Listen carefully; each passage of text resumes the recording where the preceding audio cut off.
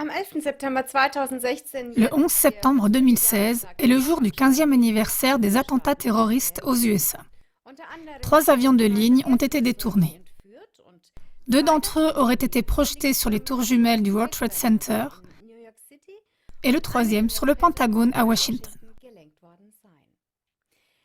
La plupart des gens, y compris les gouvernements et tous les grands médias, acceptent l'explication officielle selon laquelle l'effondrement des tours jumelles aurait été causé par les dégâts consécutifs à la collision des avions et par l'incendie qui en a résulté. Le troisième bâtiment de 47 étages du World Trade Center 7 se serait effondré à cause des incendies de bureaux causés par le World Trade Center 1.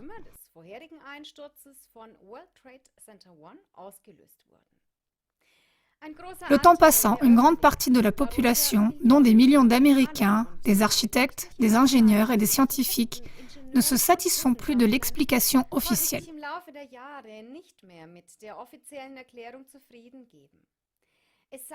Selon les lois de la physique, il est totalement impossible qu'un Boeing en aluminium puisse complètement briser des poteaux porteurs extérieurs en acier si on pense que ceux-ci n'étaient éloignés les uns des autres que par une distance d'1 mètre. À cause de telles incohérences innombrables, l'Association des architectes et ingénieurs pour la vérité sur le 11 septembre, sous le sigle AE911 Vérité, a été créée en 2006.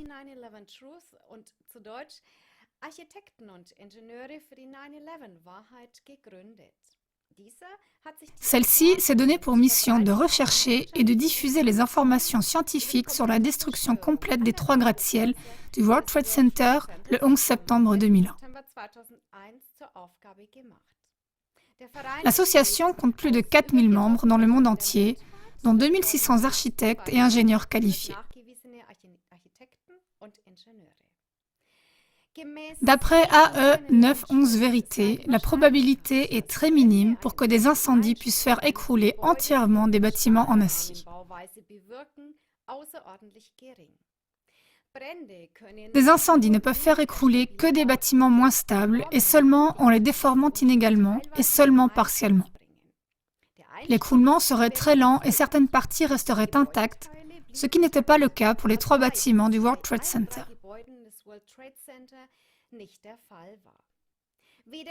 Ni le kérosène, ni les incendies de bureaux ne peuvent produire une température de plus de 1000 degrés capable de faire fondre l'acier qui fond à une température de 1540 degrés. Plus de 100 incendies dans des gratte-ciel construits en acier avant et après le 11 septembre n'ont jamais abouti à un écroulement total. D'un autre côté, d'après l'AE911 Vérité, les caractéristiques de la destruction des tours jumelles et du World Trade Center 7 correspondent à celles d'une explosion contrôlée.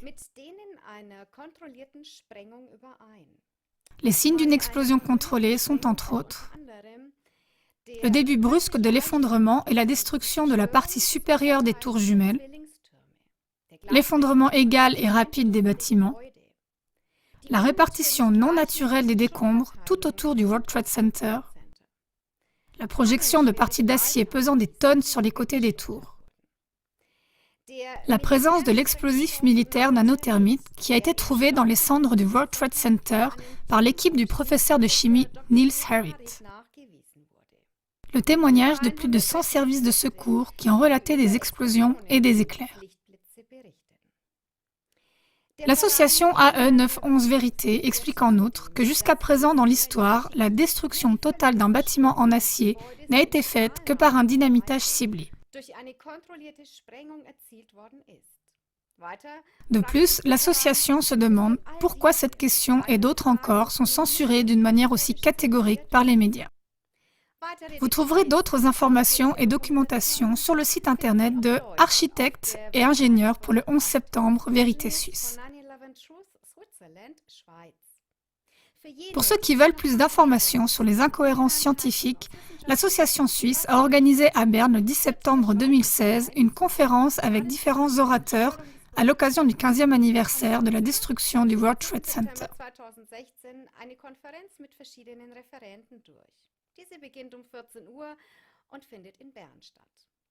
Le sujet en est « La vérité a-t-elle une chance? Science, médias et psychologie ». Un aperçu des discours non censurés pourra être regardé sur KLA TV en allemand ce dimanche 11 septembre.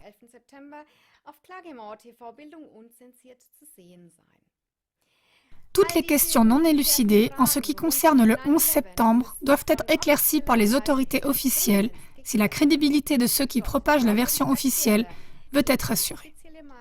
Bonne soirée. Guten Abend.